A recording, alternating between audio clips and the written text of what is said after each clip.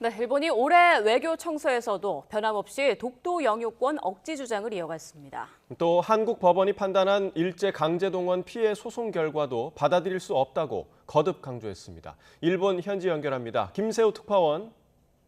네, 도쿄입니다. 네, 먼저 이번 일본 외교 청서에서 우리나라와 관련한 구체적인 언급 내용 자세히 전해주시죠. 네, 일본 외무성은 국제 정세와 일본 외교 활동을 기록한 올해 외교 청서를 발표했습니다. 이번 외교 청서에서 일본은 독도 영유권 억지 주장을 변함없이 이어갔습니다. 일본은 외교 청서를 통해 독도는 역사적 사실로도 국제법상으로도 일본 고유의 영토임에도 한국은 경비대를 주둔시키는 등 국제법상 어떠한 근거도 없이 독도를 불법 점거해왔다며 종전 주장을 되풀이했습니다. 또 한국 대법원이 강점기 강제동원 피해 소송에서 일본 기업에 잇따라 배상을 내린 판결에도 결코 받아들일 수 없다는 입장을 재확인했습니다.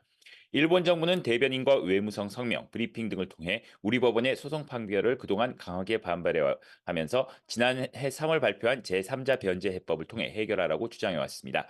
다만 일본은 지난 2010년 외교 청서 이후 14년 만에 한국을 파트너라고 표현하며 한국과의 관계가 중요하다는 점을 강조하기도 했습니다.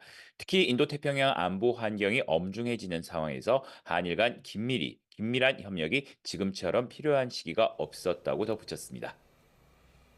네, 되풀이되고 있는 억지 주장인데 우리 정부의 구체적인 조치가 있었습니까? 네, 정부는 일본이 외교 청서를 통해 역사적, 지리적, 국제법적으로 명백한 우리 고유의 영토인 독도에 대한 부당한 영유권 주장을 되풀이했다며 강력히 항의했습니다. 그러면서 즉각 독도 영유권 주장을 철회할 것을 촉구했습니다.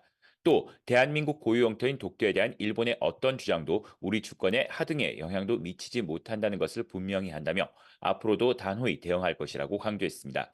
우리 정부는 오전 11시 미바에 다이스케 주한 일본 총괄 공사를 조치해 강력한 항의의 뜻을 전했습니다.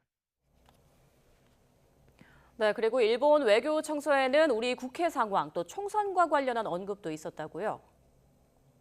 네, 외교 청사에 언급된 내용은 총선 결과가 나오기 전이긴 합니다만 야당인 더불어민주당이 단독 과반을 이어온 점을 주목하고 있습니다.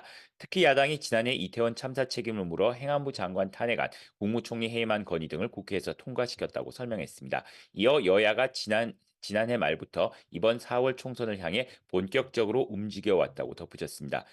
이번 총선 결과에 일본 정부는 한국의 내정과 관련된 일이라며 언급을 삼가고 있습니다. 하지만 총선 결과로 현 정부의 대일 외교 정책에도 영향이 불가피하다는 게 일본 언론 등의 대체적인 시각이기도 합니다. 이 밖에 중국과 관련한 기술 부분에서는 시진핑 중국 국가주석과 기시다 후미오 총리의 지난해 11월 정상회담에서 확인한 전략적 호혜 관계라는 표현을 5년 만에 포함했습니다. 일본과 중국이 대화를 거듭해 공통과제에서 협력하는 건설적이고 안정적인 관계 구축이 중요하다는 점을 다시 한번 강조한 셈입니다. 지금까지 도쿄에서 전해드렸습니다.